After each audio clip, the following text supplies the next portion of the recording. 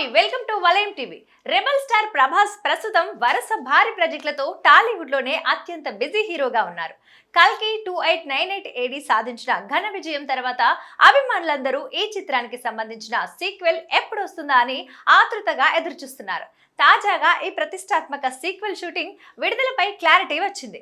పురాణాలకు future ను ముడిపెడుతూ science fiction concept తో నాగ్ అశ్విన్ తెరకెక్కిస్తున్న కల్కి 2 వచ్చే ఏడాది డిసెంబర్లో థియేటర్లోకి వచ్చే అవకాశం ఉంది.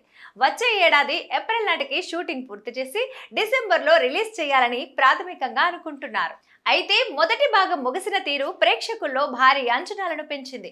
ముఖ్యంగా కమల్ హాసన్ పోషించిన సుప్రీం యాస్కిన్ పాత్ర, ప్రభాస్ పోషించిన కర్ణుడి పాత్రల మధ్య ఘర్షణ రెండో భాగంలో ప్రధాన ఆకర్షగా నిలిచింది. అయితే ఈలోపు ప్రభాస్ మరిన్ని సినిమాలు పూర్తి చేయాల్సి ఉంది. ప్రస్తుతం ఆయన సందీప్ రెడ్డి వంగ దర్శకత్వంలో స్పిరిట్ సినిమా చేస్తున్నాడు. వచ్చే ఏడాది మార్చి 5న ఈ సినిమా రిలీజ్ అవుతుంది. కాబట్టి ముందుగా ఈ ప్రాజెక్టుకే ప్రభాస్ కాల్ షీట్లు ఇవ్వాల్సి ఉంది. వీటితో పాటు ప్రశాంత్ నీల్ దర్శకత్వంలో సలార్ 2 కూడా లైన్ లో ఉంది. మొదటి భాగం బ్లాక్ బస్టర్ హిట్ అవటంతో సీక్వెల్ దేవా, వరదజ, మన్నార్ మధ్య జరిగే పోరాటాన్ని చూడాలని ఫ్యాన్స్ వెయిట్ చేస్తున్నారు. హను రాఘవపూడి దర్శకత్వంలో ఒక పీరియాడికల్ వార్ డ్రామా ఫౌజీ కూడా ప్రభాస్ ఖాతాలో ఉంది. వీటన్నింటిని దాటుకొని కల్కి 2 రిలీజ్ అవ్వాల్సి ఉంటుంది. సాధారణంగా భారీ గ్రాఫిక్స్ మరియు విజువల్స్ ఎఫెక్ట్స్ అవసరమయ్యే సినిమాలకు సమయం ఎక్కువగా పడుతుంది. కల్కి 2 విషయంలో కూడా మేకర్స్ నాణ్యత విషయంలో రాజీ పడకుండా ఉండాలని భావిస్తున్నారు.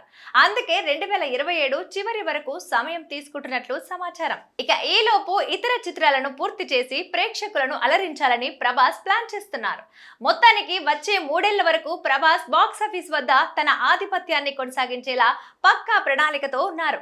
అటు క్లాస్, ఇటు మాస్ సినిమాలతో పాటు కల్కి వంటి అంతర్జాతీయ స్థాయి చిత్రాలతో ఆయన తన మార్కెట్ ను మరింత విస్తరించుకోబోతున్నాడు. 2027 రాబోయే కల్కి 2 భారతీయ సినిమా చరిత్రలోనే మరో మైలురాయిగా నిలుస్తుందని విశ్లేషకులు భావిస్తున్నారు. ఇవి అప్డేట్స్. మరిన్ని అప్డేట్స్ కోసం చూస్తూనే ఉండండి వలయం టీవీ.